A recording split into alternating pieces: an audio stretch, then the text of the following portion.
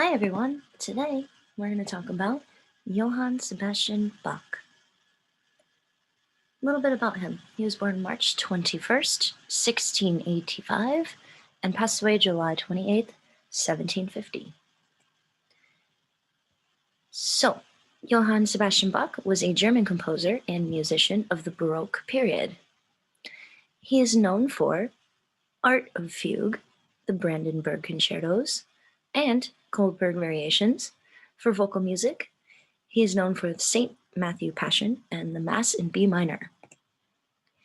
Since the 19th century Bach revival, he has been generally regarded as one of the greatest composers of the Western art musical canon.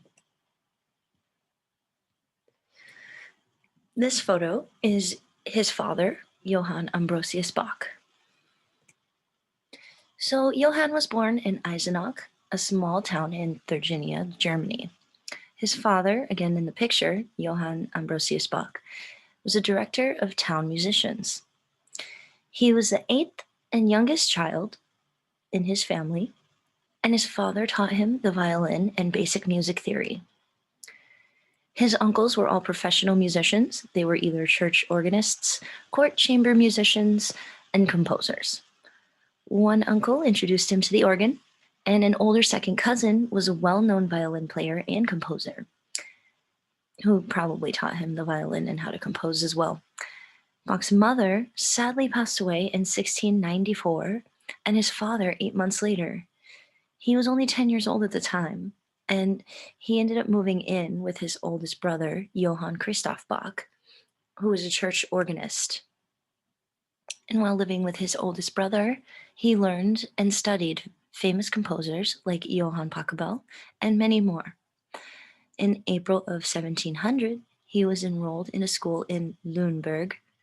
His 2 years there exposed him to European culture, where he sang in the choir and played the school's 3 manual organs and harpsichords. He met aristocrats, which are just richer people, and eventually became a court musician for the chapel of Duke Johann Ernst III in Weimar.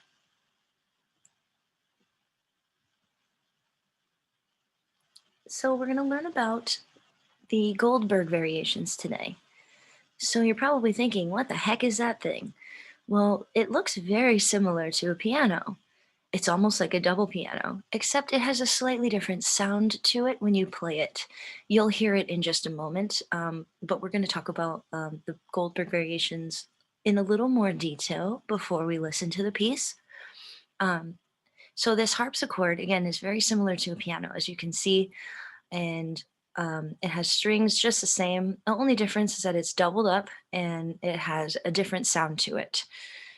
So let's learn a little bit about the Goldberg Variations. So the Goldberg Variations is a musical piece for harpsichord, which is the instrument I just showed you in the picture, which has an aria and a set of 30 variations. You're probably thinking, what's an aria? Well, an aria is a song for one singer, with or without music, and sometimes an aria can be performed even without a singer. And a variation is where a song is repeated with a slightly different form. So you'll play one theme, and then you'll hear it played again, but slightly different, not exactly the same. This piece was first published in 1741, and this piece is one of the most important examples of the variation form for music. It is named after Johann Goldberg, who may have been the first performer of this piece. Now let's take a listen.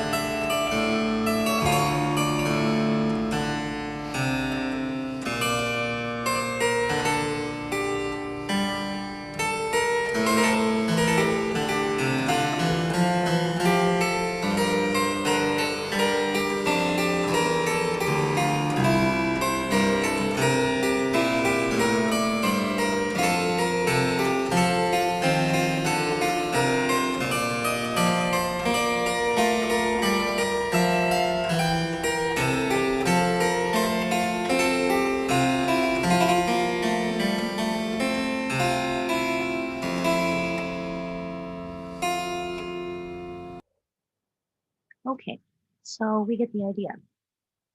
I'm not going to show you the whole thing because it's much, much longer than that. And maybe some of you might even be questioning, why does that harpsichord look different? It has white keys and black keys that are actually the opposite of what we usually see on the piano. Um, if you're not thinking that, well, I'm going to tell you anyway.